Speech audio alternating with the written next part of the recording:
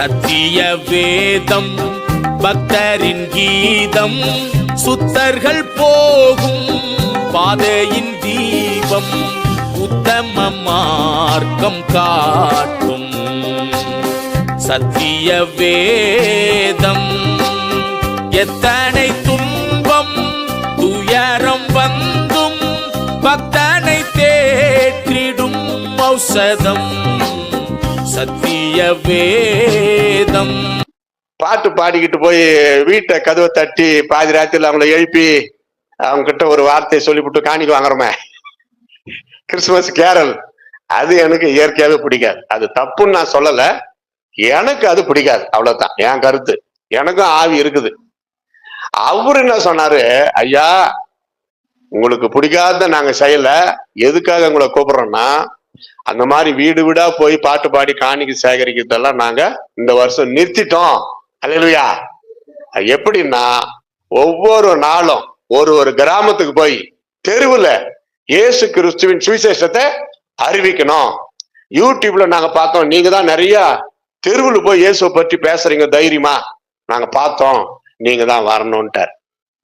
அந்த கூட்டங்கள் plus Christmas முன்னாடி நாள், கிறிஸ்துமஸ் அன்னைக்கு, அப்புறம் சுத்திகரிப்பு 3 நாள், இடையில வர்ற சண்டே, இதெல்லாம் சபைகளில ஒழுங்கு பண்ணியிருக்கிறார்கள். 10 நாள். அல்லேலூயா சொல்லுங்க.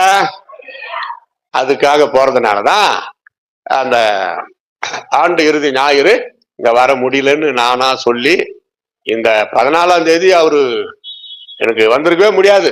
எனக்கு இல்ல, நான் ரெடி. அவரு இது இந்த தேதி எனக்கு கொடுத்துருக்க முடியாது. ஆனாலும் எனக்காக ஒதுக்கி கொடுத்தார். அன்பு போதகர் பாஸ்டர் டேவிட் ஐயா அவர்களுக்கு கரங்களை தட்டி கத்தரை சோத்தரிப்போம். பாஸ்டர் அம்மாவுக்காக கை தட்டி கத்தரை சோத்தரிப்போம். நல்ல கையை தட்டு பட்டப்பட்டான்னு. பிரைஸ் எல்லாம். அல்லேலூயா. ஆமென். நல்லா நிமிர்ந்து உட்காருங்க. ஐயா சொன்ன நேரத்துல நான் முடிச்சிருவேன். 11:45 11 அதுல நான் கேட்டதே தப்பா போச்சு. அவர் சொன்னது 11:30 முடிக்க சொன்னாரு, நைட்டுக்கு 11:30. சரி, நான் எப்பவுமே போதகர் கீழ்படிவேன். முடிச்சிடறேன். முடிக்க மனமின்றிதான் முடிப்பேன். டைம் கம்மியா கொடுத்தா, நிறைய கொடுத்தா முடிக்க மனதோட முடிப்பேன். சரி இருக்கட்டும். கிறிஸ்துமஸ் கொண்டாடிடலாம். இப்பவே ஒரு சப்போஸ் கிறிஸ்துமஸ் நான் வந்ததுனால தபல ரெடி பண்ணிக்கிட்டீங்களா? ரெடி. அவர் பிறந்ததும் அதிசயமே, அவர் வளர்ந்ததும் அதிசயமே, அவர் மரித்ததும் அதிசயமே, அவர் உயிருடன் எழுந்ததும் அதிசயமே, அவர் உயிருடன் எழுந்ததும் அதிசயமே. உன்னதத்தில் மகிமை, பூமியில் சமாதானம், உன்னதத்தில் மகிமை, பூமியில் சமாதானம், உன்னதத்தில் மகிமை, பூமியில் சமாதானம். ஒரு நிமிஷம், கொஞ்சம் ஸ்பீடு வைங்க. நீங்க எதை பாடுறீங்களோ இல்லையோ, இந்த உன்னதத்தில் மகிமை அது 3 முறை வரும் ஒரு ஸ்டான்ஸாவிலையும். அப்ப நீங்க கூட சேர்ந்துக்கணும், பிக்கப் பண்ணிக்கணும். கரெக்டுங்களா? உன்னதத்தில் மகிமை சொல்லுங்க, பூமியில் சமாதானம். உன்னதத்தில் மகிமை, பூமியில் சமாதானம். இப்படி 3 முறை சொல்லணும். சொல்லணும்னா பாட்டா பாடணும். இப்ப ரெடியா? நல்லா நிமிர்ந்து உட்காருங்க. Ready, start. உன்னதத்தில் மகிமை, பூமியில் சமாதானம், உன்னதத்தில் மகிமை, பூமியில் சமாதானம், உன்னதத்தில் மகிமை, பூமியில் சமாதானம். பிறந்ததும் அதிசயமே, அவர் மரித்ததும் அதிசயமே, அவர் வளர்ந்ததும் அதிசயமே,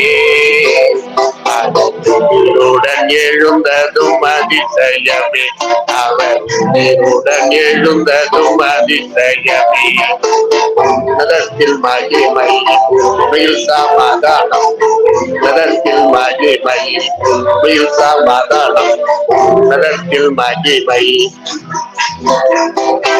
ஆதியில் உதித்த அருபியோ சொருபியோ ஆண்டவர் உரைத்த வார்த்தையின் மகனோ ஆதியில் உதித்த அருபியோ சொருபியோ ஆண்டவர் உரைத்த வார்த்தையின் மகனோ ஆத்துமதாகம் தீர்த்திடும் நதியோ இவர் யாரோ இயேசு என்ற பெயரோ இவர் யாரோ இயேசு என்ற பெயரோ உன்னதத்தில் மகிமை பூமியில் சமாதானம் உன்னதத்தில் மகிமை பூமியில் சமாதானம் உன்னதத்தில் மகிமை பூமியில் சமாதானம்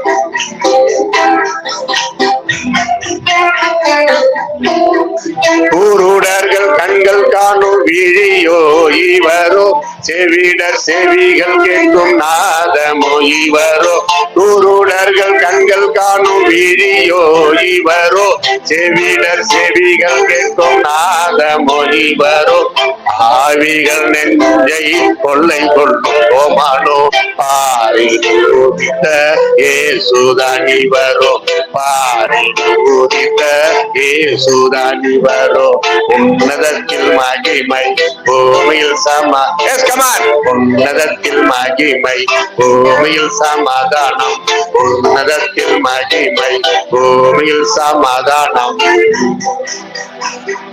சாக பிறந்தவர் பாரினில் உண்டோ வாழ வைக்கும் தெய்வம் வேறேதான் உண்டோ சாக பிறந்தவர் பாரினில் உண்டோ வாழ வைக்கும் தெய்வம் வேறுதான் உண்டோ தாழ பூவில் வந்து அன்பு தாரி தாழ்மையின் ரூபமம் ஏசுதான் இவரோ தாழ்மையின் ரூபமம் ஏசுதான் இவரோ உன்னதத்தில் மகி சொல்லிக்கிட்டே இருங்க சமாதானம் உன்னத எல்லாம் சத்தமா பூமியில் சமா இன்னொரு முறை உன்னதத்தில் மகிமை இன்னொரு முறை சொல்லிக்கிட்டே இருக்கணும் பிறந்ததும் அதிசயமே அவர் வளர்ந்ததும் அதிசயமே அவர் மரித்ததும் அதிசயமே அவர் உயிருடன் எழுந்ததும் அதிசயமே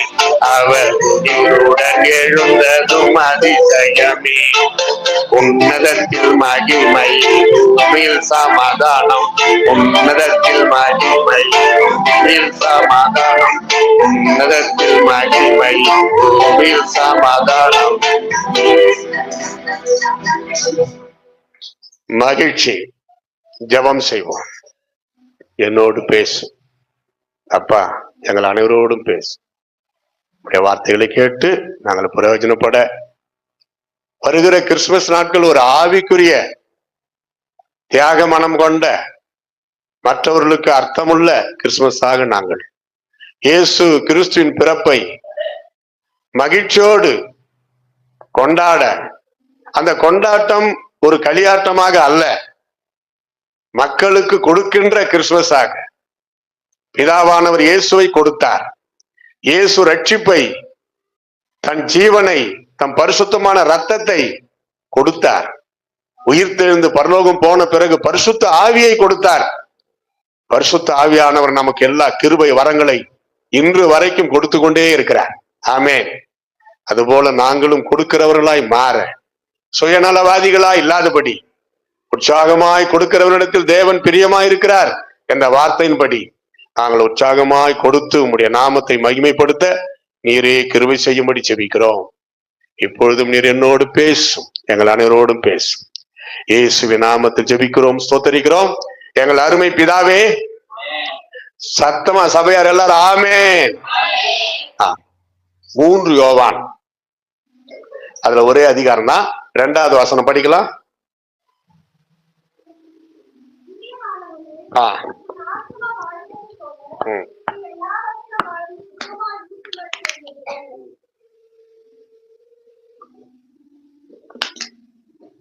சுகமா இருக்கிறதுக்கு தான் தண்ணி குடிச்சேன்.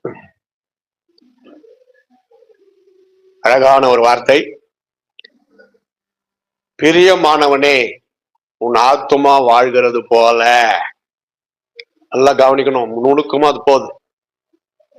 உன் ஆத்துமா வாழ்கிறது போல நீ எல்லாவற்றையும் All in all, you must live. I pray for you, my dear beloved. However your soul living, that same way you live in all in all blessings. என்ன வருஷ கடைசியில என் செய்தி வழக்கம் போல பொதுவா இத்தனை நாள் இல்லாத மாதிரி இன்னைக்கு ஒரு வித்தியாசமா கொடுக்கலாமே அப்படின்ட்டான். அப்போ உன் ஆத்துமா வாழ்கிறது போல அப்படின்னு சொல்றாருன்னா வேற ஏதோ ஒண்ணு வாழக்கூடாது. அதான் யோசிக்கணும். உன் ஆத்துமா நீ வாழ்கிறது போலன்னு சொல்லிதான் அந்த பிரசங்கம் தேவை. உன் ஆத்துமா வாழ்கிறது போலன்றாருன்னா அப்ப வேற எதுவோ சரியான முறையில வாழக்கூடாது. அதை வாழக்கூடாதுபடி நம்ம எதிர்த்து நிற்கணும். வேற ஏதோ ஒண்ணு இருக்குது.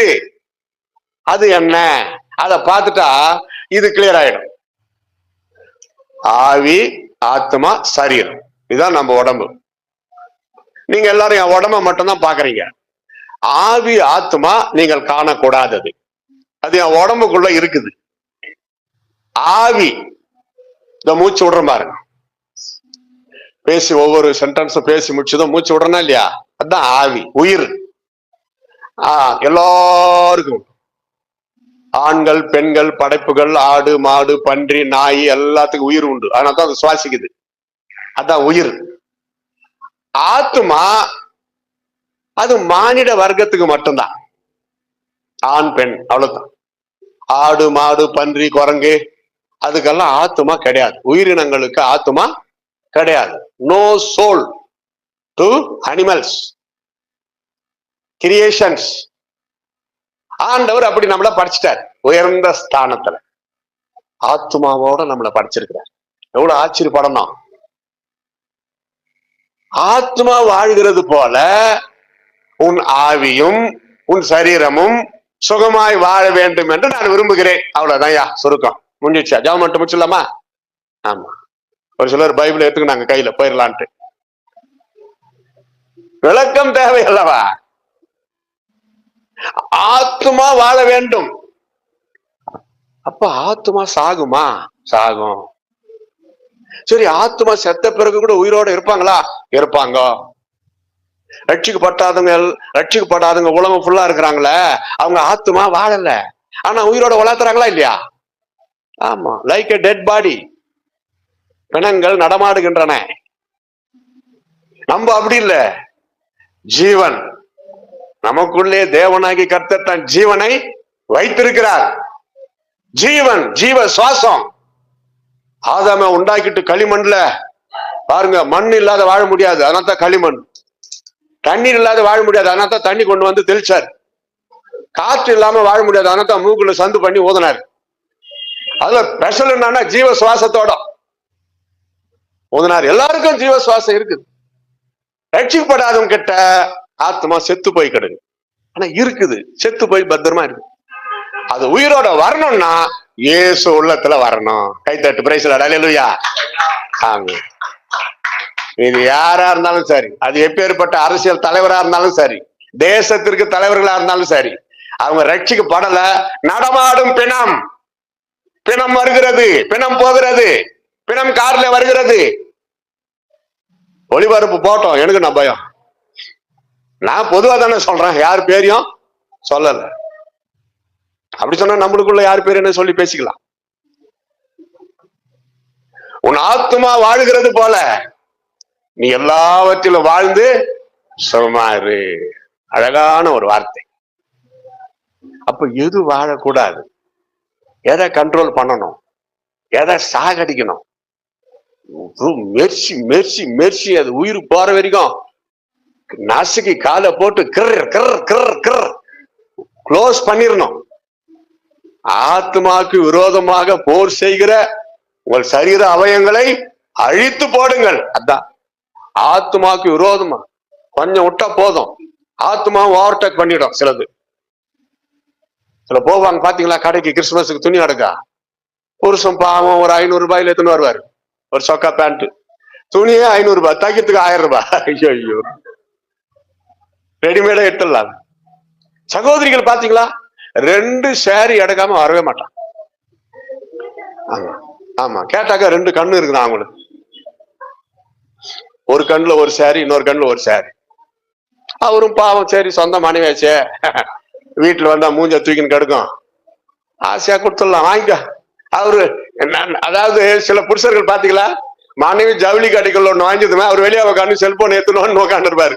எவ்வளவு தூரம் சுத்தின்னு வரையா, வா, எனக்கு எப்படி 1 மணி நேரம் ஃப்ரீயா இருக்குது. நிறைய இடத்துல அப்படிதான் புருஷன் கடைக்குள்ள போகவே மாட்டார். புருஷர்களே கவனியுங்கள், உங்களுக்கு ஒரு நல்ல ஆலோசனை. குடும்பத்திலே பிரச்சனை, சண்டை, சச்சரவு வராம நீங்க நல்லா இருக்கணுமா, கல்யாணம் ஆன புருஷர்கள் கவனிக்கிறீங்களா? இந்த நாள் முதல் நீங்க ரொம்ப சந்தோஷமா இருப்பீங்களோ? புருஷர்கள் கடைபிடிக்க வேண்டியது சொல்றீங்களா? என் பின்னாடி 1, சரிம்மா. என்ன சொன்னாலும், அவங்க சிரிச்சுனே சொன்னாலும், கோபமா சொன்னாலும், சரிம்மா. இது 1 ஃபர்ஸ்ட். இது செகண்ட் தான் பாஸ்ட் அம்மா சொல்லிட்டாங்க, கொஸ்டின் அவுட் ஆயிடுச்சு, சாரிமா. அவங்க மேலேயே கூட தப்பு இருக்கட்டும், நம்ம சாரி கேட்டுடணும். ஏன்னா யாரும் இல்லாதப்ப மனைவி காலில் கூட விழுந்துடலாம், தப்பு இல்லை. யாரு பார்க்க போறாங்க? அவங்களுக்கு மனசு ரொம்ப ரொம்ப குளிர்ச்சி ஆயிரும், நம்ம வேண்டி விரும்பி சாப்பிட்றதெல்லாம் செஞ்சு கொடுப்பாங்க. அதே போல புருஷன் பாருங்க, தன் மனைவிக்கு விருப்பமானதெல்லாம் வாங்கி கொடுப்பாரு. என் மனைவிக்கு பட்டாணி, பொட்டு கடலை ரொம்ப பிடிக்கும். எங்க ஊழியத்துக்கு நான் போனாலும் அவங்கள வீட்டுல விட்டுட்டு அதை வாங்கி கொடுத்துட்டு தான் போவேன். வர்ற வரைக்கும் சாப்பிட்டுனரு, ஜெபம் பண்ணரு, சாப்பிட்டுனரு, ஸ்தோத்திரம் போடு. அதே போல வர்ற வரைக்கும் கை செலவுக்கு நல்லா தாராளமா பணம் கொடுத்துட்டு போயிடும், பட்டினியும் விட்டுட்டு. புருஷர்கள் வெளியூருக்கு போனா மனைவிக்கு கை செலவுக்கு பணம் கொடுத்துட்டு போனோம். பணம் அப்படி எடுத்து கொடுக்கணும், எண்ணின்னு உக்காந்து இருக்கக்கூடாது. 1 ரூபாய், 5 ரூபாய், 10 ரூபாய் நல்லா கொடுத்துட்டு போகணும். ஃப்ரீயா ரிலாக்ஸா அவங்களுக்கு விருப்பமானதை வாங்கி சாப்பிடணும். அப்புறம் போயிட்டு வந்த பிறகு நான் கொடுத்தனேன், என்ன பண்ண, இதான் கணக்கு கொடு. தப்பு. அடிமைத்தனம் இருக்கவே கூடாது. அவங்களுக்கும் தெரியும், உங்களை விட குடும்பத்தை சிக்கனமா நல்லபடியா நடத்தணும்ன்றது எந்த ஒரு மனைவிக்கும் கண்டிப்பா உண்டு. அது எல்லா கிறிஸ்தவ குடும்பத்திலயும் உண்டு. நான் சேலஞ்சு பண்ணி சொல்ல முடியும், கிறிஸ்தவ குடும்பத்துல சொல்றேன். புருஷனை விட மனைவி கண்டிப்பா சிக்கனமா தான் இருப்பாங்க.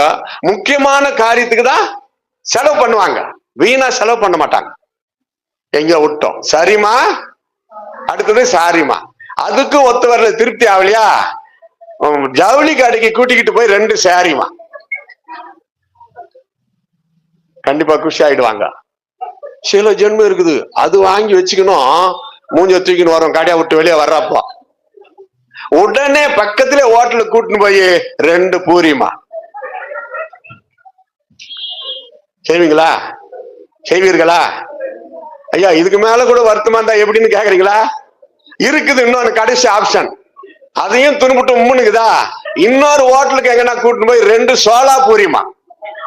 ஏன்னா அது கொஞ்சம் வசதி. அதையும் துணுமுட்டு உம்முனுக்குதா, மணிமேகலாக்கு எதிர்க்க ஒரு கூல்ட்ரிங்க்ஸ் கடை இருக்குது, நல்லா ஒரு ஆப்பிள், ஆரஞ்சு, ஏதோ ஒரு ஜூஸ் போட்டு ஒரு டம்ளர் 100 ரூபாய் போதுன்னு பார்க்க கூடாது. மனைவி வேலை 100 ரூபாய் தானா? இவ்வளவு கோடி கணக்கு பெறாது.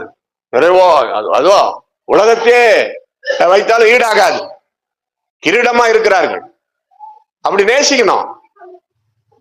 நேசிக்கிறீங்களா? இனிமேல்ட்டு நேசிக்கணும். நான் அதுக்குதான் வந்தது, இதை சொல்றதுக்கு. கல்யாணம் ஆகி 40 வருஷம் ஆகுது எனக்கு. ஐயா நல்லா இருப்பான்றாங்க அந்த அம்மா, ரொம்ப சந்தோஷம்.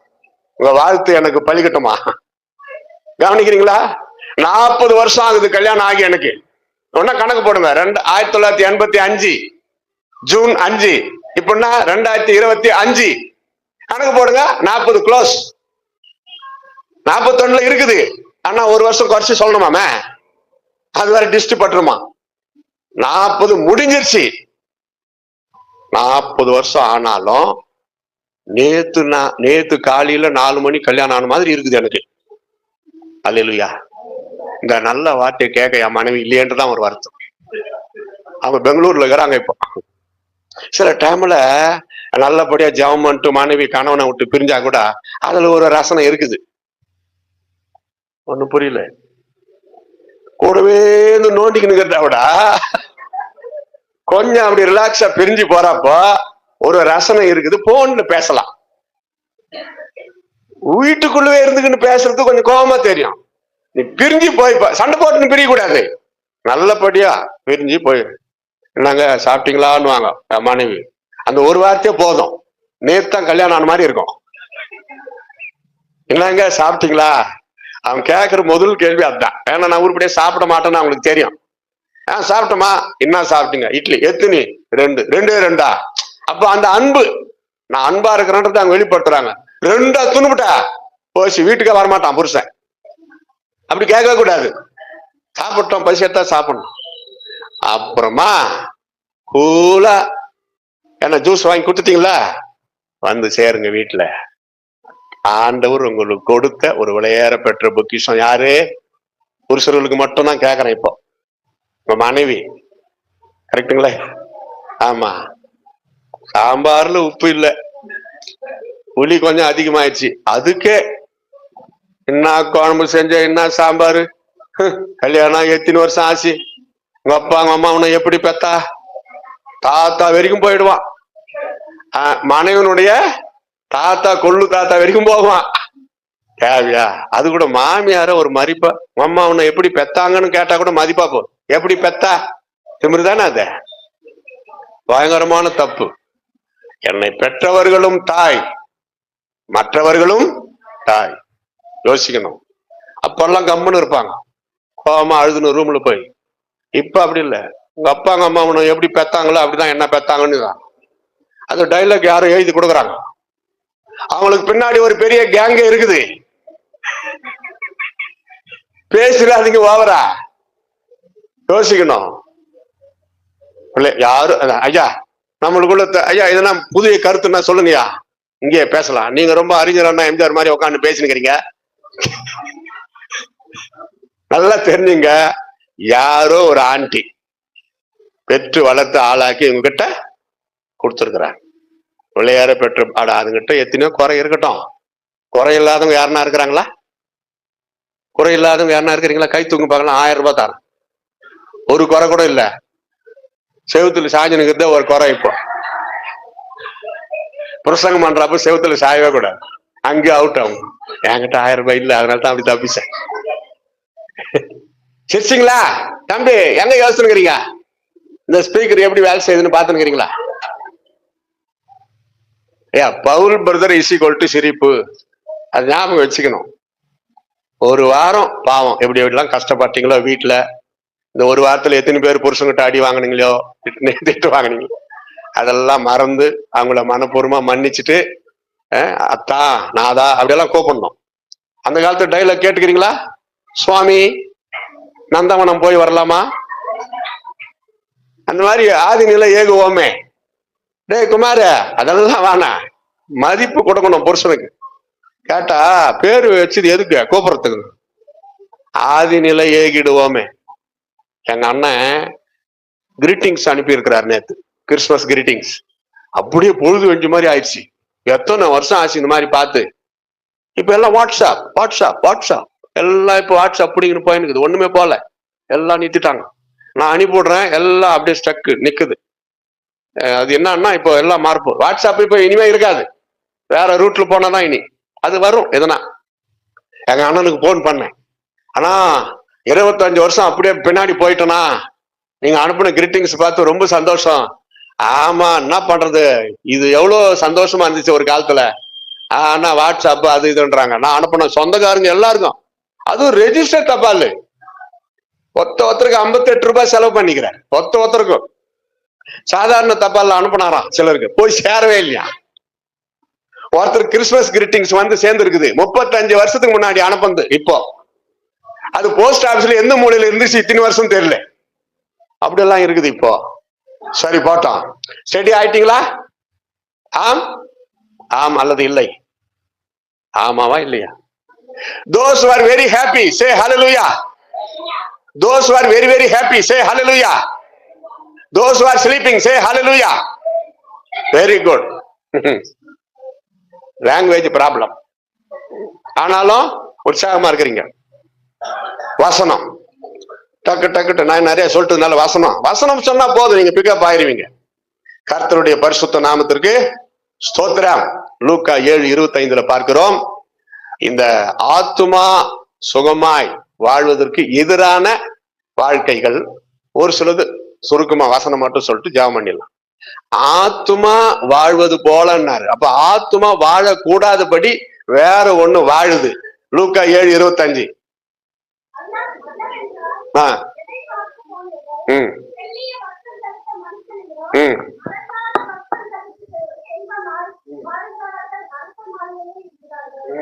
செல்வமாய் வாழ்கிறவர்கள் சொல்லுங்க எல்லாரும். Luxurious life opposite to soul health life. ஆத்துமா சுகமாய் வாழ்வதற்கு எதிரி வாழ்க்கை செல்வமாய் வாழ்கிற ஒரு வாழ்க்கை என்றால் ஆடம்பர வாழ்க்கை. நல்லா புரியுது பாத்தீங்களா? நான் நுணுக்கமா கொண்டு வந்துக்கிறேன். ஒரே வார்த்தையை வச்சுதான் நீங்க பிரசங்கம். அது சப்ஜெக்டே வேறவா இருக்கலாம். ஏசப்பா சொன்னது எப்படி யோசிச்சாலும் அதுல பிரசங்கம் வந்துனே இருக்கும். செல்வம் என்பது பேரு. பாஸ்டர் டேவிட் செல்வம் பேரு. ஆனா உலக பிரகாரமான அதுக்கு அர்த்தம் என்னன்னா, ஏழைகள் பற்றி அக்கறை கொள்ளாமல் தான் மட்டும் மகிழ்ச்சியோடு ஆடம்பர வாழ்க்கை. ஒரு வீட்டுக்கு ஒரு ஃப்ரிட்ஜ் போதும், 4 ஃப்ரிட்ஜ் எதுக்கு? அதுதான் ஆடம்பரம். ஒரு ஐயா ஒரு அம்மா பசங்களே கிடையாது, எதுக்கு 10 அடுக்கு மாடி? ஒண்ணுமே புரியல. ஊழியக்காரங்களுக்கு யாருக்குன்னா எழுதி வச்சுட்டு செத்தா கூட நல்லா இருக்கும். ஒண்ணு வச்சுக்கோ, நீ சாகர வரைக்கும் ஒண்ணு வச்சுக்கோ. செத்த பிறகு எவனா சண்டை போட்டு பிடிக்கணும் போட்டோம். மீதி யாருக்குன்னா மிஷினரிக்கு ஊழியக்காருக்கு எங்களை மாதிரி ஊழியம் செய்யறவங்களுக்கு எழுதி வச்சுட்டு சாகு, நாங்க அங்க சர்ச்சு நடத்திக்கிறோம். ஒரு ஐயா ஒரு அம்மா 2 பேரு, பசங்க கிடையாது, பெரிய பங்களா, 8 டாய்லெட் 8 பாத்ரூம் அவங்களுக்கு இருக்கிற. சரி விடுங்க, அவங்க 2 பேர் தான். அவங்க 2 பேரு, ஆனா டாய்லெட் எத்தனை? 8. எதுக்கு 8? ஓ, சொந்தக்காரன் வந்தா. ஏன் அந்த ஒரே டாய்லெட்ல சொந்தக்காரர் போனா போவாதா? இப்ப நீங்க வச்சிருக்கிறீங்க ஒன்னே ஒண்ணு, அது கவர்மெண்ட் பழைய ஏற்பாட்டு காலத்துல போட்ட டாய்லெட் இன்னும் அங்கேதான் இருக்குது. போறாங்களா இல்லையாங்க? இன்னொன்னு கட்டினீங்களா இது வரைக்கும்? அது ஒண்ணுதானே போதா இல்லையா? அட்ஜஸ்ட்மெண்ட் தான் இருக்குது. நம்ம உள்ளத்துல அட்ஜஸ்ட்மெண்ட் தான் இருக்குது. சொந்தக்காரங்க 50 பேர் வந்தா 50 பேருக்கு 5 பேருக்கு ஒண்ணுன்னா ஆரையா எப்படி? சரி, அந்த மேட்டர் ரொம்ப வேண்டாம். ஆடம்பர வாழ்க்கையை ஆண்டவர் வெறுக்கிறார். மோட்ச பேரின்பத்திலே பிதாவின் வலது பார்சத்திலே தேவ தூதர்கள் மத்தியிலே புகழ்மாலின் உச்ச கட்டத்திலே துதிகளின் மத்தியிலே வாசமாய் இருக்கிற தேவகுமாரன் இயேசு கிறிஸ்து நமக்காக இந்த பூமிக்கு ஏழ்மையின் கோலமாய் வந்தார். கையை தட்டு. ஆமென். எப்ப மூச்சு விடாத பேசணும், கை தட்டணும், அப்பதான் நான் நிறுத்த முடியும். எவ்வளவு பெரிய சந்தோஷம் பா. Already plan into the heaven. ராஜகுமாரன், தேவாதி தேவனுடைய குமாரன் எங்க பிறக்கணும்? அரண்மனையில எங்கேயாவது பிறக்கணும். மாட்டு தொழுவத்துல பிறந்த. யோசிங்களா? அதான் என் கிறிஸ்துமஸ். நான் ஹாஸ்டல்ல படிக்கிறப்ப, கிறிஸ்டியன் ஹாஸ்டல், சப்போஸ் கிறிஸ்துமஸ் கொண்டாடுவாங்க தெரியுமா? கிறிஸ்துமஸ்க்கு எல்லாரும் பசங்க வீட்டுக்கு போனோம், அதனால முன்கூட்டியே. அப்ப இயேசு பிறப்பு டிராமா நடிப்பாங்க. நான் கூட அதுல நடிச்சிருக்கிறேன். மூணு நடிப்பு நான் ஒருத்தனே நடிச்சிருக்கிறேன். அந்த முதல் நடிப்பு நடிச்சுட்டு அந்த சொக்கா கைட்டு போட்டோம்னா அப்புறம் ரெடி ஆகணும். அப்படி வார்டன் நாங்க நின்னுப்பாரு, ஜனங்கள்லாம் அப்படி வார்டன் ஸ்கிரீனுக்கு பின்னாடி இப்படி நம்மளுக்கா நிற்பாரு. ஏன்னா தெரியாத சொல்லி கொடுப்பாரு. பார்த்துருக்கீங்களா? என்ன சீனுன்னா, யோசேப்பு மரியாதை கூட்டிக்கிட்டு வராரு. பிரசவ நேரம் நெருங்கிடுச்சு. 3 சத்திரக்காரன். முதல் சத்திரக்காரன் திறந்து பார்த்துட்டு டப்புன்னு மூடிடணும். யோசேப்பு பேசுறதுக்கு முன்னாடியே மரியாதை பார்த்த உடனே அவன் தெரிஞ்சுக்கிறான், ஓஹோ இது பிரசவம் பொம்பளை, எங்க முடியாதுன்னு. அப்படியே துடியா நடிப்பு நல்லா இருக்கும். சரி, 2வது சத்திரக்காரனுக்கு என்ன டைலாக்னா, அவன் என்ன சொல்லணும்? அதெல்லாம் முடியாது. எப்படி? அதெல்லாம் முடியாது, இங்க இடம் இல்ல, போயா, அப்படி சொல்லணும். அந்த ஒரு வார்த்தை இவரு கேக்குறாரு.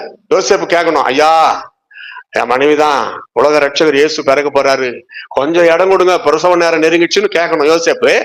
அவன் என்ன சொல்லணும்? அதெல்லாம் முடியாது, போயா, அவ்வளவுதான் சொல்லிட்டு அவன் மூடிடணும். அடுத்தவன் 3வது இருக்கிறானே, அவன் கிட்ட இதே வார்த்தை யோசேப்பு சொல்றப்போ, சரி வாங்கய்யா அப்படின்ட்டு அந்த திறந்து கொடுக்கணும். இதுதான் அங்க டிராமா. நாங்களும் அதுல இருக்கிறோம்.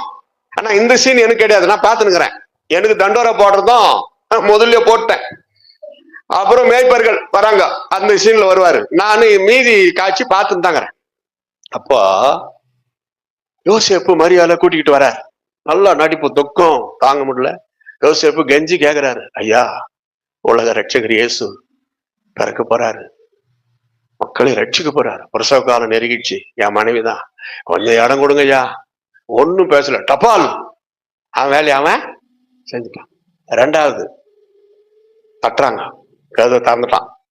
யோசேப்பு பேசுறாரு. என்ன பேசுறாரு சொல்லுங்க ஐயா?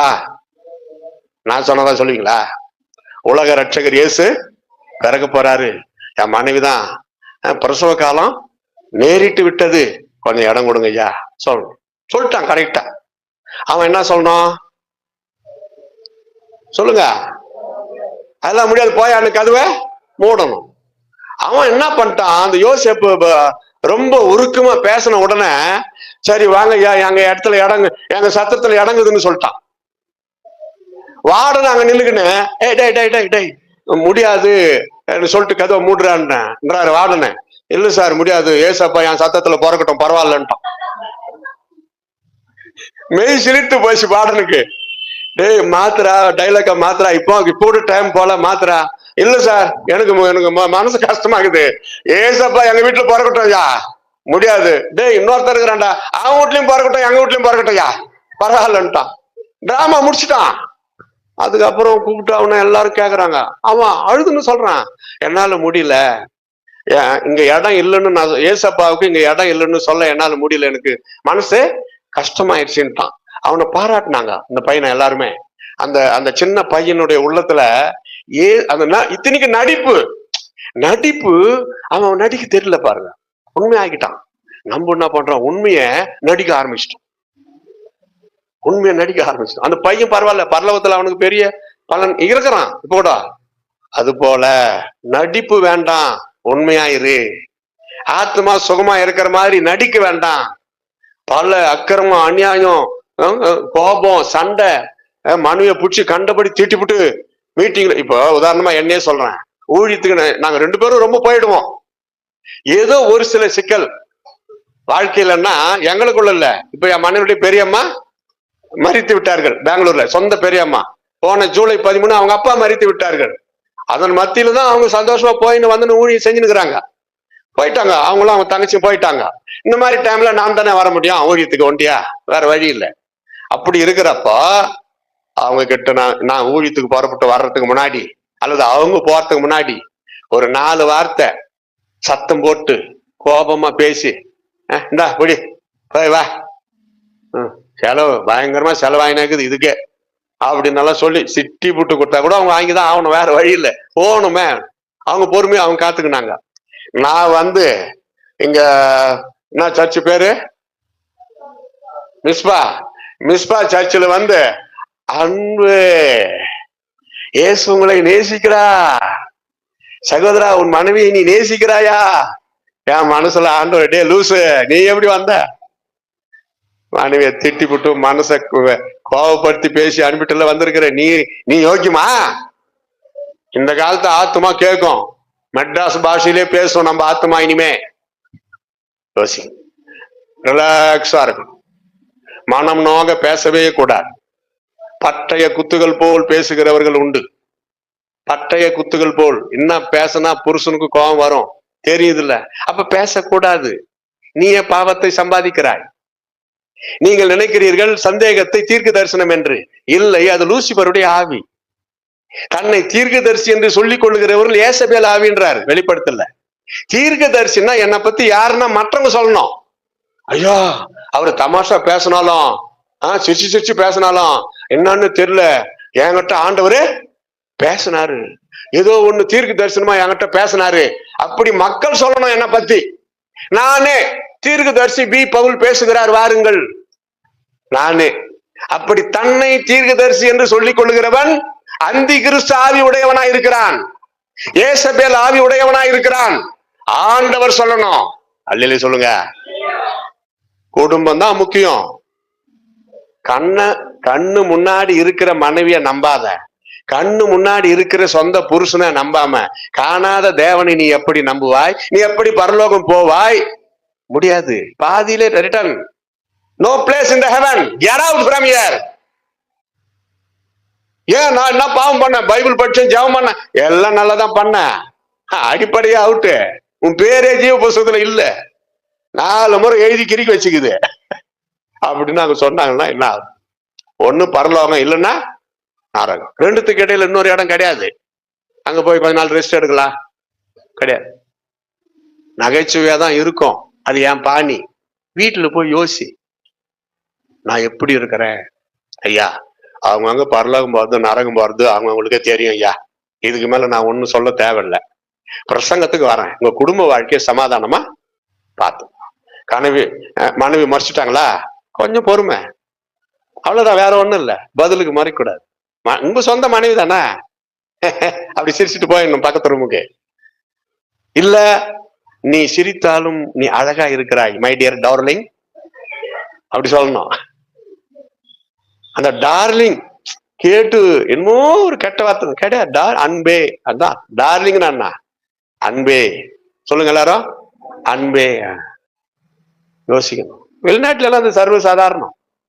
ஒரு இடத்துல அமைஜா கூட வந்திருப்பார், தியான ஆசிரமம்னு சொல்லி மெட்ராஸ்ல ஜேம்ஸ் சந்தோஷ் ஐயா உயிரோடு இருந்தப்போ 4 நாள் கேம்ப் வச்சாங்க, வெள்ளைக்காரங்களை வர வச்சு. அவங்க ஃபுல்லா 4 நாள் குடும்பம் தான் நடத்துறது. அவங்க டீச்சிங், கணவன் மனைவி ஜோடி ஜோடியா உட்கார வச்சு பிராக்டிக்கலா நடத்துறாங்க. அப்போ அவர் சொல்றாரு புருஷர்களுக்கு பேசிக்கிட்டே, give kiss to your wife, give kiss now, give kiss to your wife. உங்க மனைவிக்கு இப்பவே மொத்தம் கொடுங்கன்றாரு. நான் சொன்னேன், அதெல்லாம் நாங்க வீட்டுல போய் பாத்துக்கிறோம், நீ பிரசங்கத்தை பண்ணியான்னு இங்கிலீஷ்ல. we do in my house, you preach. அதோட அவர் மூடிக்கினார் வாய். என்னடா இது தமிழ்நாடு டிஃபரெண்ட் ஆகுது. அது நம்ம சமுதாயத்துக்கு தமிழ்நாட்டுல ஒத்து, என்னதான் அந்த ஒரு வெக்கம். ஆனா கடைசியில அவர் என்ன சொல்லி அனுப்பினாரு, வீட்டுக்கு போன பிறகு உங்க மனைவிய டார்லிங் டார்லிங் அப்படி கூப்பிடுங்கன்னு சொல்லி முடிச்சார். இந்த பிரசங்கமே அப்படிதான் முடிச்சார். புருஷர்களுக்கு சொன்னாரு. சரி, முடிஞ்சிருச்சு, சாப்பிட்டோம், போட்டோ கிட்ட எடுத்தாங்க, எல்லாம் முடிஞ்சிச்சு, வீட்டுக்கு வந்தேன். நைட் ஆயிடுச்சு. தூங்கி எழுந்து காலையில டீ போட்டு இருந்தாங்க என் மனைவி. டார்லிங் என்ன, என்ன ஆச்சு உங்களுக்கு? நல்லா தானே இருந்தீங்க தின்னால. 4 நாள் பிரசங்கம் கேட்டு நான் சொன்னேன், ஏமா வெள்ளைக்கார தோற எவ்வளவு அழகா பேசினாரு, அதை கீழ்ப்படிலாமேன்னு சொல்லிதான் வந்து கூப்பிட்டேன். அதெல்லாம் அவங்க நாட்டுல அப்படிதான், அதெல்லாம் இங்க லாய்க்கப்படாது, நீங்க வழக்கம் போல எப்படி கூப்பிடுறீங்களோ அப்படியே கூப்பிடுங்கன்ட்டாங்க. போட்டு வச்சுட்டாங்க. கனவுல கூட அதுல இருந்து எனக்கு அந்த வார்த்தை வர்றதே இல்லை. இப்போ வரது அவங்கள பார்த்தாலும் வரதில்லை, வேற யாரையா பார்த்தா கூட வரதில்லை. நினைச்சு கூட பவுல் வேற யாருக்கிட்டே அப்படி பேசுறாரு, தப்பு இல்ல. இயேசுவே நமக்கு டார்லிங், அன்பே darling, oh Jesus, oh my God, அன்பே என் இயேசுவே ஆருயிரே. அதுக்கு இங்கிலீஷ்ல அப்படிதான் வரும். அது யாரும் எழுதல இங்கிலீஷ்ல, நான் எழுதி தரேன் பாருங்க இங்கிலீஷ்ல அப்புறம். அப்படி இருக்கு. அடுத்தது வெளிப்படுத்தல் 18 பாத்தீங்கன்னா, பாபிலோன் ஸ்திரீ செல்வமாய் வாழ்ந்து அப்படின்னு வருது. அது எங்க கண்டுபிடிச்சிங்க? 2 பேதுரு 2:13, உல்லாசமாய் வாழ்தல், ஆத்மாவுக்கு விரோதமாய், ஆத்மா சுகமாய் வாழக்கூடாதபடி வாழ்கிற ஒரு வாழ்க்கை உல்லாச வாழ்க்கை. உல்லாச பயணம்னு போறாங்களே, அதை நான் குறை சொல்ல. குடும்பமா சொந்த பந்தமா பிள்ளைகளோட அப்படி போயிட்டு ரிலாக்ஸா எல்லாம் தங்கி இருந்து சாப்பிட்டு விட்டு வர்றது, அது ஒரு வேற விஷயம். இந்த உல்லாசம் என்ன தெரியுமா? பாவம், அசுத்தம், களியாட்டு, இம்மாரல் திங்ஸ், சோசியலிசம். அமெரிக்கா மற்ற நாடுகள் போய் பாருங்க, குடிச்சுப்புட்டு இன்னொருத்த மனைவி கூட டான்ஸ் ஆடிருப்பான். அதுக்கு ஒரு மியூசிக் தனியா இருக்குது, அதை போட்டு விட்டாங்கன்னா அந்த டான்ஸ் தானா வரும். இது ரைட்டா? Completely wrong. சோசியலிசம் கிடையாது, பரலோகத்துக்கு போற நரக காரியம். அது இருக்கக்கூடாது. 1 தீமோத்தேயு 5:6, சுகபோகமான வாழ்க்கை செத்து போனதற்கு சமானம். சுகபோகமாய் வாழ்கிறவள் உயிரோடு செத்தவள். அது பெண்களுக்கு எழுதுறாருன்னா பாருங்க, அப்ப ஜாகிரதையா இருக்கும். ஆம்பளைங்களுக்கு அது எழுதல. பொதுவாக வேதாகமம் ஆண்பாலில் எழுதப்படுகிறது. இங்க மட்டும் ஏன் பெண்ணுக்கு அப்படி எழுதுறான்னு தெரியல. ஏன்னா பெண்கள் அப்படி இருந்திருக்கிறாங்கன்னு நினைக்கிறேன். சுகபோகமாய் வாழ்கிறவள் உயிரோடு செத்தவள். ஐயாமா கவனிங்க, கர்த்தருடைய புல்பிட்ல நின்று பேசுறேன். வாசனை திரவியங்களோ பான்ஸ் பவுடரோ ஃபேர் அண்ட் லவ்லியோ போடுறது பாவமே கிடையாது, தப்பே கிடையாது. இப்ப இருக்கிற சூழ்நிலைக்கு நீங்க தாராளமா போடலாம். என்னங்கய்யா, மற்றவங்க கிட்ட இருந்து காப்பாத்திக்கிறதுக்காவது நம்ம வாசனையா இருந்துக்கலாமே. இப்ப நம்ம ஒண்ணுமே போடல, குளிக்கல, உடம்பு ஃபுல்லா கெப் அடிக்குது, எதிர்க்க ஒருத்தன் வர்றான், அது டபுள் கெப் அடிக்குது. அதனால உங்களை காத்துக்கொள்ள நீங்கள் வாசனை திரவியங்களை உபயோகப்படுத்தலாம். அது ஒண்ணும் ரொம்ப வேலை கிடையாது. என்னங்கய்யா, சென்ட் போடுற பிரதருக்கு ஒரே சந்தோஷம். சென்ட் போடலாம், சர்ச்சுக்குள்ள வர்றப்ப அந்த சென்ட் எல்லாருக்கும் ஒரு வாசனை வர்றப்ப அது ஒரு ஆசீர்வாதம், அவர் மூலமா ஒரு ஆசீர்வாதம். நல்லா இப்ப மனைவிக்கு பேரன் லெவலி பேத்தி லெவலி வாங்கி கொடுங்க. உன் பொய்ஸுக்கு பேரன் லெவலி தேவையா, திட்டக்கூடாது, அப்படியெல்லாம் அவங்கள போய் வாங்கிக்குவாங்க. நான் இன்னொன்னு சொல்றேன், ஆபிரகாமின் மனைவி 90 வயசு இருக்கும் அந்த அம்மாவுக்கு. 90 வயசு இளம் குமரியா பாட்டியா? பாட்டி. இந்த ஒரு இடத்துக்கு போறாரு ஆபிரகாம் தன் மனைவியை கூட்டிக்கிட்டு. மெல்கி சேதக்கா யாரு, அபிமெலேக்குன்னு ஒரு ராஜா தூக்கிட்டாயா, கிட்னாப் பண்ணிட்டான். 90 வயசு பாட்டிய அந்த ராஜா என்ன பண்ண, ஏன்னா அந்த காலத்துல ராஜாக்கள் நினைச்சா அவங்க ஆணையிட்டா சேவகர்கள் அதை செஞ்சு ஆகணும், அவன் அவுட்டு. ராஜாக்கள் அந்த காலத்துல பழைய ஏற்பாட்டுல கொலை பண்ணா கூட அது அவனுங்களுக்கு தப்பாவே தெரியாது. தூக்கிட்டு வர சொல்லிட்டான், தூக்கிட்டு வரலன்னா அவனுங்க அவுட்டு, தூக்கிட்டு வர்றப்ப இந்த பொம்பளை அடக்க பண்ணா இது அவுட்டு, அப்படி ஆயிரும். அமைதி அந்த அம்மா இருந்துட்டாங்க, பாவம் தூக்கிட்டான். எத்தனை வயசு அந்த அம்மாக்கு? 90 வயசு பாட்டிய ஒரு ராஜா தப்பான காரியத்துக்கு தூக்கிட்டான்னா அப்ப சாராலே ஆபிரகாம் எவ்வளவு அழகா வச்சிருந்திருக்கிறாரு. கையை தட்டி எல்லாரும் பிரைஸ் தி லார்ட், ஹல்லேலூயா. இப்ப என்ன பண்றோம், நம்ம மனைவிக்கு 60 ஆனாவே போதும், வயசான கேள்வி, உனக்கு இது கேடா, உனக்கு 75 ஆகுது, உனக்கு இது கேடா? யோசிக்கணும். சாகர் வரைக்கும் அவங்கவுங்க தங்கள் மனைவிய அழகாய் பார்த்து கொள்வதும் ஒரு ஊழியமே. நான் தேவ சமூகத்திலிருந்து சொல்றேன், தப்பான காரியம் அல்ல. ஆபிரகாம் அப்படி நேசித்தார். அந்த அன்பு நேசம்தான் அவங்களுடைய அன்பை பார்த்த ஆண்டவர் கடைசி கட்டத்துல ஒரு புத்திர சுவீகார பாக்கியத்தை கொடுத்தார். சரி, இப்ப ஈசாக்கு வாங்க, தன் மனைவியாகிய ரெபெக்காலோடு விளையாடி கொண்டிருந்தார். டவுட் ஆகுதா? படிச்சு பாருங்க, எங்கன்னு நீங்க தான் கண்டுபிடிக்கணும். ஈசாக்கு தன் மனைவியாகிய ரெபெக்காலோடு விளையாடி, கல்யாணம் ஆன பிறகு தன் மனைவியோடு அந்த ஈசாக்கு விளையாடி கொண்டிருந்தார். அது ராஜா பாக்குறாரு, ஏப்பா உன் மனைவியா இருக்கிறாளே, சகோதரின்னு பொய் சொல்றிய, அப்ப மாதிரி தப்புன்ட்ட. அவரும் அதே பயந்தான், சகோதரின்னு பொய் சொல்லி. அப்புறம் தான் அவங்களுக்கு எல்லா ஆசீர்வாதம் பரிவாரம் விட்டு அனுப்பி வைக்கிறார். பாப்பா போய் உன் மனைவியோட சந்தோஷமா இரு. பாருங்க, ராஜா கண்களிலேயே தயவு கிடைக்க பண்ணினார். இந்த சாரால கிட்னாப் பண்ண பிறகு அந்த ராஜா அரண்மனையில ஒரு சமாதானம் இல்ல, நிம்மதி இல்ல. அங்க இருக்கிறவங்க எல்லாருக்கும் பலவீனம், வியாதி, காய்ச்சல் வந்து எல்லாம் பாடுபடுறான், ராஜா உட்பட. ஆண்டவர் அசரீரி பேசுறாரு, டேய் லூசு, அவள் வேறு ஒருவனுடைய மனைவி, சாப்பாடு கொடு, தண்ணி கொடு, நகை நெட்டு எவ்வளவு வேணா கொடு, அழகு பார்த்துக்கோ, தூரத்துல உக்காந்திக்கணும், நான் வேணான்ல, தொற்றாத.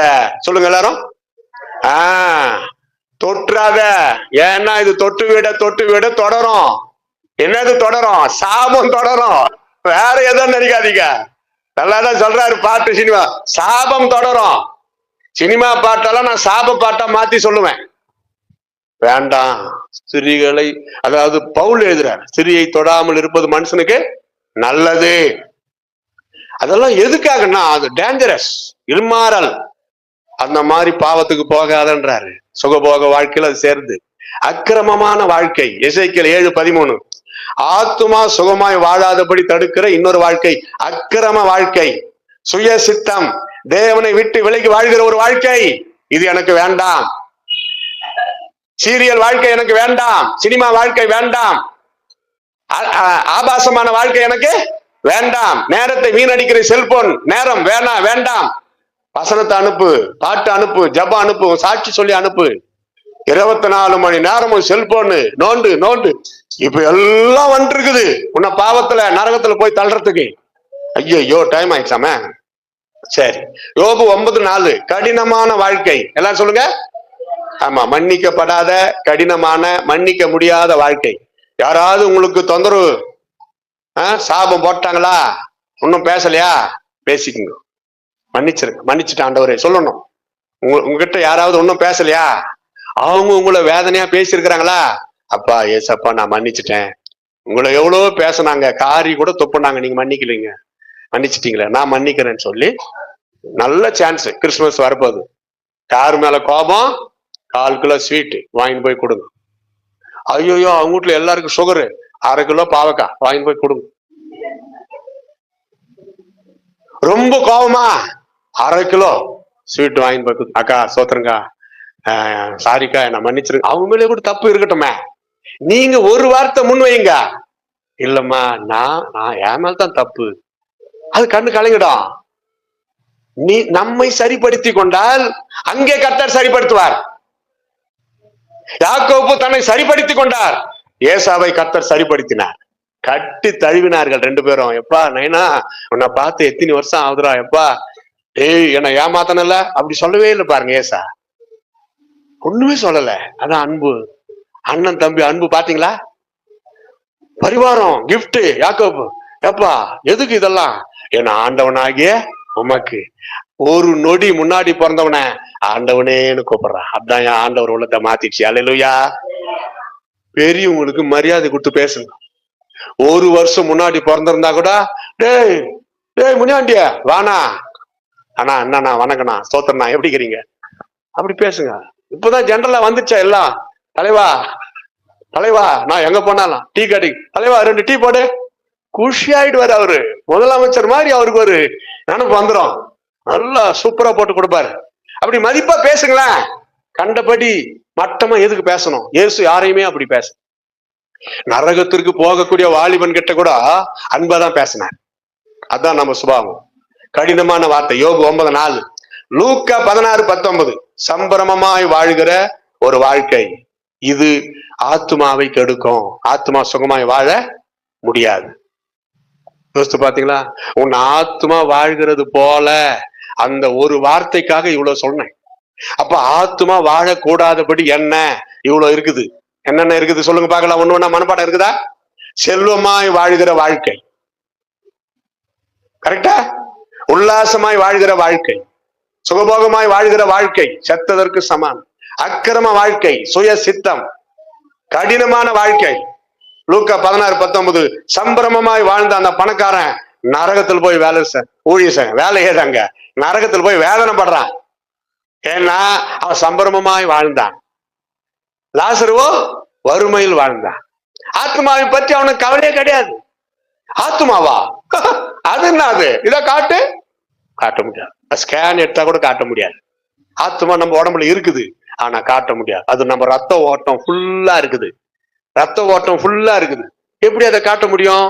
எதையும் நுரையீரல், கண்ணு, காலு, எலும்பு எல்லாம் காட்டலாம். ஆனா ஆத்மாவை ஸ்கேன் எடுத்து காட்டவே முடியாது. அது மறைந்து இருக்கிறது. அதுதான் முக்கியம். ஆத்மாவே ஆத்மாவே பைபிள் ஃபுல்லா இப்ப ஹோம்வொர்க் கொடுத்துட்டேன். எங்கெல்லாம் பைபிள்ல ஆத்மான்னு வந்து பாரு.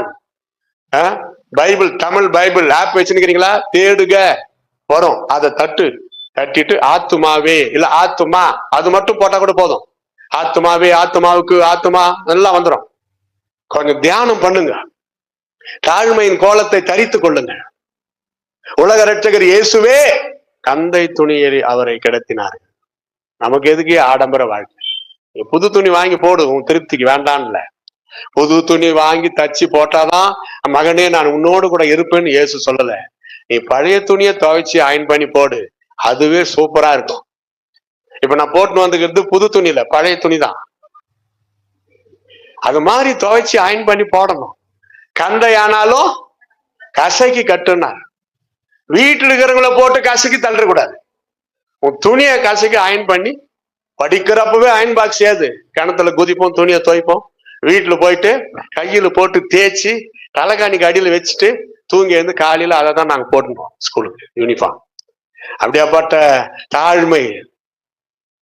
கொஞ்சம் ஜஸ்ட் பிளாஷ்பேக். ஊழியக்காரர் கூட தான் சொல்றேன்.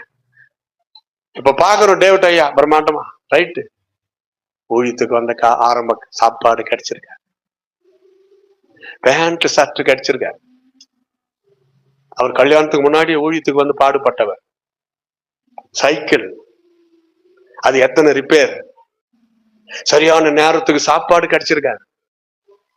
அப்படியெல்லாம் கர்த்தருக்காக ஊழியம் செய்ததுனாலதான் ஒரு மனைவி கொடுத்தாரு, பிள்ளைகளை கொடுத்தாரு. இப்ப இங்க வந்து போதகர. இத சொல்றப்ப என்ன வசனம் ஞாபகம் வருது?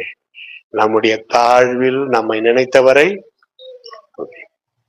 உங்களை யோசித்து பாருங்க, ஆரம்ப காலம் எப்படி இருந்தது? பவுல் பிரதர் கார்ல வராரு போறாரு சப்பாரி. ஆரம்ப காலம் நோ 3 times ஃபுட். 3 வேளை சாப்பாடு எனக்கு கிடையாது. எங்க வீட்டுல 3 வேளை சாப்பாடு, தானியத்திற்காக, அரிசி பருப்பு நெல்லுக்காக எங்க நிலங்களை எல்லாம் வித்தாரு எங்க அப்பா. வெள்ளாத்தூர் சுத்தி இருக்கிற அவ்வளவு நிலம், அதெல்லாம் விற்காம இருந்தா எங்க கிராமத்துல நாங்க தான் பணக்காரு. பசி, பிள்ளைகளுக்கு பசி தீரணும். டே குப்பா, ஒரு 4 மூட்டை அரிசி நெல்லு கொடுத்துட்றா, இந்த இடத்த நீ நிலத்தை வாங்கி, அப்படி வித்து. இப்ப எப்படி கிழிஞ்சு போன டவுஜரை போட்டுன்னு ஸ்கூலுக்கு போனவன் 21 முறை ஏரோப்ளான்ல கொண்டு போனார் ஊழியத்துக்கு. சாப்பாட்டு கூட வழி இல்லாத வாழ்ந்தவர் மியான்மாருக்கு பர்மா போய் சர்ச்சை ஆரம்பிச்சுட்டு வந்துக்கிறாரு நம்ம பாஸ்டர். கை தட்டி கத்திர சோத்திரம், ஹல்லேலூயா. அந்த பாஸ்டர் இங்க வந்தாரு, நான் பார்த்தேன் அவரை. அதனாலதான் ஆதாரம். சர்ச்சே இல்லாத அங்க போய் இவரு, நம்ம என்ன பண்ண, பணக்கார நாட்டுக்கு போனாதான் ஊழியம். இவரு செலவு பண்ணி போய் அங்க சர்ச்சை ஆரம்பிச்சு ஒருத்தரை நியமிச்சுட்டு வந்து இப்ப அந்த பாஸ்டர் 50 பேருக்கு ஞானஸ்தானம் கொடுத்திருக்கிறாரு. அந்த பாஸ்டர் வந்து என்கிட்ட பேசினாரு. எங்க வீட்டுக்கும் ஐயா கூட்டின்னு வந்தாரு அவரை ஒரு 3-4 நாளைக்கு முன்னாடி. நல்லா தமிழ் பேசுறாரு. யோசிக்கணும், நம்முடைய தாழ்வில், அதை மறக்கவே கூடாது. நம்முடைய தாழ்வில் நம்மை நினைத்தவரை துதியுங்கள். இப்போ துதியுங்கள். எழுந்து நிக்கலாமா? எழுந்து நிக்கலாம் உடனே. ஆண்டவரே சோத்திரம் சோத்திரம் சோத்திரம் சோத்திரம். என்னுடைய நேரத்தை அதிகமாக்கி எடுத்துக்கொண்டே மன்னிக்கவும். ஒரு ஜெபம் பண்ணி முடிச்சிடலாம். பாட்டு நிக்குது, என்ன பண்றது? ஜெபம் பண்ணி முடிச்சிடலாம். எல்லாம் கண்ணு மூடுங்க. நன்றி தகப்பனே. ஒன்னும் சொல்ல வேணாம். வருட இறுதி கட்டத்துல வந்திருக்கிறோம். இப்பத்துல இருந்தே, இன்று முதல், இந்த நேரம் முதலே நீங்க அதிகமா உங்க நாவல வர வேண்டிய வார்த்தை ஹல்லேலூயா ஹல்லேலூயா ஹல்லே. இப்ப ஆரம்பிங்க. Hallelujah, praise the Lord, praise the Lord சொல்லுங்க. Praise the Lord, praise the Lord, praise the Lord. ஸ்தோத்திரம் சொல்லுங்க. ஸ்தோத்திரம் சத்தமா. உங்க சத்தம் உங்களுக்கே கேக்குதா? ஸ்தோத்திரம் ஸ்தோத்திரம் ஸ்தோத்திரம். உங்களுக்கே கேக்குதா? உன் வாயை விரிவாய் தர, உன் வாயை விரிவாய் தர. நல்ல சத்தமா. இன்னும் நிறைய பேர் மௌனமா இருக்கிறீங்க. தம்பி வாயை திறந்து ஸ்தோத்திரம் பண்ணு. ஸ்தோத்திரம். வாயை தரு. வாயை திறக்க கூடாதபடி கட்டி வைத்திருக்கிற பிசாசு, பிசாசு கிரியை, ஊமை பிசாசு இயேசுவின் நாமத்துல கெட் அவுட்.